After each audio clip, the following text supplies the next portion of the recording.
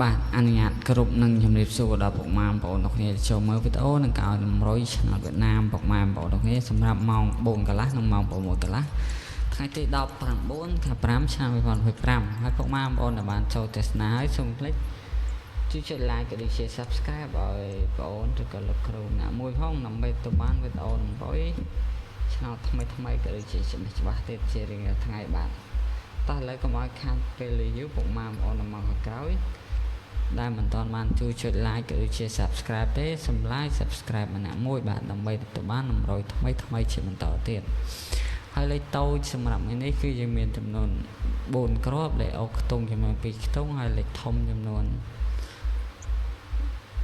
3គ្រាប់ដូចគ្នាតោះយើងទៅមើលទៅអស់គ្នាសម្រាប់លេខតូចខ្ទង់ទី1គឺមាន0វន្តា05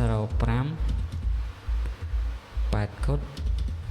87 89នេះសម្រាប់លេខតូចយើងមាន5គ្រាប់យើងមាន0វន្តា05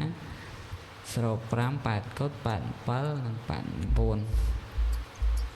ហើយសម្រាប់លេខធំវិញម្ដងលេខធំយើងមានចំនួន3គ្រាប់ពុកម៉ែបងប្អូនគ្នាយើងមាន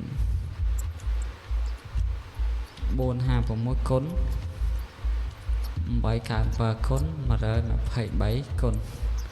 ពុកម៉ែបងប្អូនលេខគុណផងបាទលេខធំហើយលេខអុកខ្ទង់យើងអុកខ្ទង់0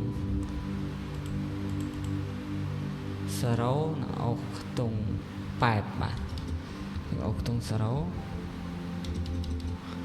បាទយើងអុកខ្ទង់0និងអុកខ្ទង់8បាទហើយវីដេអូនេះក៏មានតែប៉ុណ្្នឹងដែរសូមអរគុណច្រើនសម្រាប់តាមដានវីដេអូបាទអរគុណបាទជម្រាបលាហេងៗដល់អ្នកគ្នាបាទអរគុណ